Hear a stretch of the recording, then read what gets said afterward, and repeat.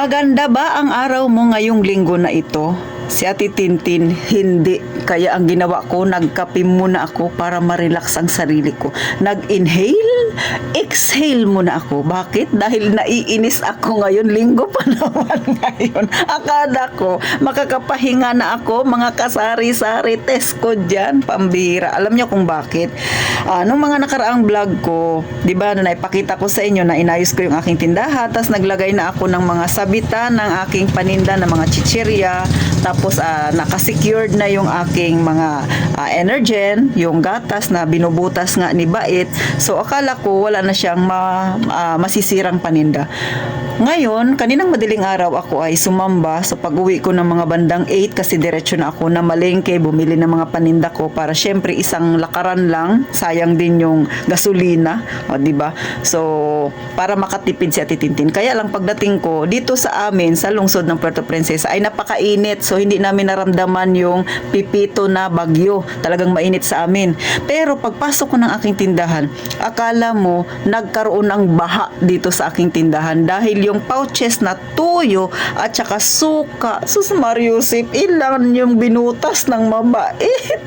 Hindi na siya mabait ngayon. So hindi ko na napakita sa inyo mga kasari kasi parang yung dugo ko umakyat lahat sa taas ng ulo ko. So ginawa ko, inhale, exhale mga kasari kasi ayokong maagang-maaga pa ako ay nainis. So hindi naman ako na-stress, ayokong magpa-stress. Hindi lang yun ang kanyang binutas, pati yung mga pouch na juice, yung Zesto at saka Sunkist. So ang dami nang binili ko, ang natira na lang ay parang 5. 2 Zesto tsaka tatlong Sunkist na lang natira. So, ang ginawa ko, naglinis muna ako, kumain muna ako, naglinis ako mga kasari. Tapos, inayos ko yung aking paninda. Nag-umpisa akong naglinis alas 9, natapos ako ng alas 3. Makatarungan ba ito? So, binago ko naman yung style ng paglalagay ko ng toyo at saka suka. Kung dati kasi nakahilera lang siya, nasa baba lang siya, nasa lagayan lang siya. Ngayon ay nakatamtax na siya, nakasabit-sabit na siya.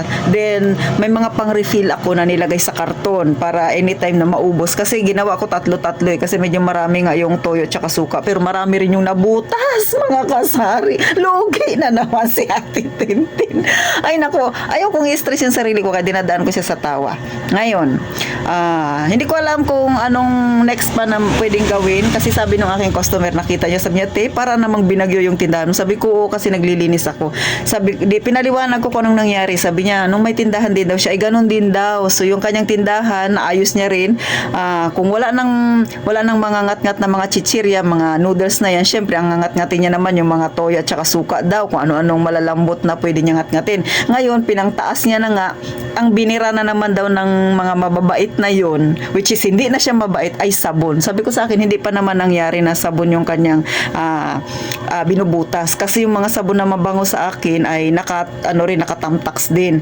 Pero yung mga bareta ay hindi naman. So tingin ko hindi naman siguro kasi ibang amoy tsaka yung powder. So ipakita ko na lang sa inyo kung ano naging itsura ng pag-ayos na titintin, paglilinis ng aking tindahan. Pero sa totoo lang nakakapanghinayang mga kasari kasi ang dami talagang mga ilang piraso yung naitapon ko. Marami-rami din siya. Kaya ang nangyari, na meron na akong karton. Imbis na yung aking lagayan ng box ay sa noodles lang ngayon, bali 2 karton tsaka isang box na plastic na ang nakalagay dito sa aking gilid. Kasi nga, pagkagabi, doon ko na siya ilalagay, liligpit ko na lang din siya mga kasari. So, hindi ko alam kung paano pang pag-iingat, pero sana mag-work naman. Pero tingin ko ay okay naman kasi yung gatas ko na nakatamtax lang. So, kung mapapansin niyo yan sa likod na yan, hindi niya naabot yan, hindi niya nabubutasan. So, yung suka at saka toyo ko ginanya niya na rin. So, ipakita ko na lang itsura ng aking bagong tindahan. Sana kahit papano ay maging okay na ito. Pero, syempre, sa mga wala pang tindahan dyan, sana magkaroon kayo ng konting idea sa kung paano si Titintin nag-aayos ng aking maliit na tindahan. So, eto na mga kasari. So, yan na yung box na sinasabi ko, mga kasari. So, yan ang lagayan ko ng toyo at saka suka. Pang-refill ko yan. May mga extra stock tayo dyan. Din yung sa baba, extra stock din yan natin ng noodles. So, kailangan na naman sa gabi magligpit-ligpit. Ano na naman kaya itong sisirain ng bubuit? Naku talaga. So kung mapapansin ninyo, maganda na ang itsura ng tindahan ni Ate Tintin. Medyo maganda ang pagkakalagay ko ng aking mga pouches na toyo at suka na yan. Oh. So yan mga kasari, tingnan nyo naman ang aking yung floor ko, di ba? Ganyan ang itsura. So diyan bumaha kanina. Naku, pagod na pagod talaga ako. Oh, kaya bakit na ibang schedule na titintin sa pag-upload ng aking video? Kasi ganyan ang nangyari. So maganda naman na ang kinalabasan, pero syempre lugi na naman si Ate Tintin. Pambira talaga, oh. So sa mga wala pang tindahan dyan, sana makakuha kayo ng kaunting idea sa kung paano si Ate Tintin mag-ayos ng kanyang tindahan. So ayan yung sa taas. Ayan, oh. So ilang hagdan-hagdan yan mga kasari. Oh, ayan yung aking munting fan. Then eto yung labas. So ayan, hindi ako nakapag-repack ng uling dahil dapat magre-repack ako ng uling pang tinda. Wala na dahil napagod ako. Ilang oras akong naglinis. So ayan yung siomay na titintin. May itlog pa akong natira dyan. Ilang piraso na lang yan. So yan ang harapan ng aking tindahan, yung kalsada. So makita nyo yan, oh, may mga chichirya pa yan ako dyan sa labas. So pagkagabi, sinasabit ko lang yan siya. Hindi na ako nagkukumpiyansa kay baka mabutasan na naman yan siya ng mga bait. So dito sa kabilang side, mga kasari, yan mga sabon. So far so good naman. Wala namang butas-butas si bait. So ganyan na ang itsura. So kung mapapansin niyo, ayun yung karton. Tinakpan ko na yan dati, dyan siya dumadaan. Yung bubuit. So ganyan.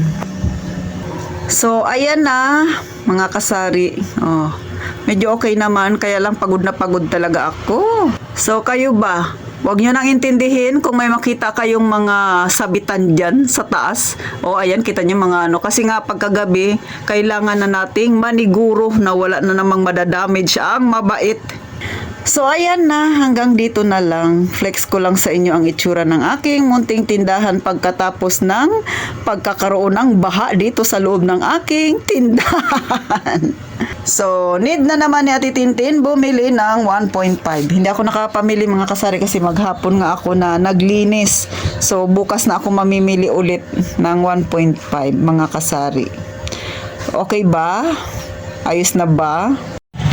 So hanggang dito na lang mga kasari. Medyo disappointed talaga ako dahil marami yung nabutas niya. Pero sana sa pagkakataong ito ay wala na siyang madamage. Pero sa palagay ko naman magiging epektibo naman mga kasari yung style ng pag-ayos na titintin sa mga pouches na suka at toyo. Kasi nga yung aking ketchup nakaganyan na yan siya.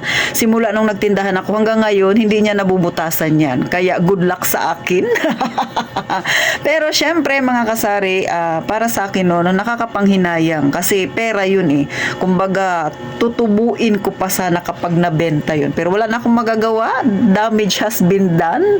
O mga kasari, no? So hanggang dito na lang mga kasari. Gaya nga ng palaging sinasabi ni Ate Tintin, mag-iingat tayong palagi mga kasari.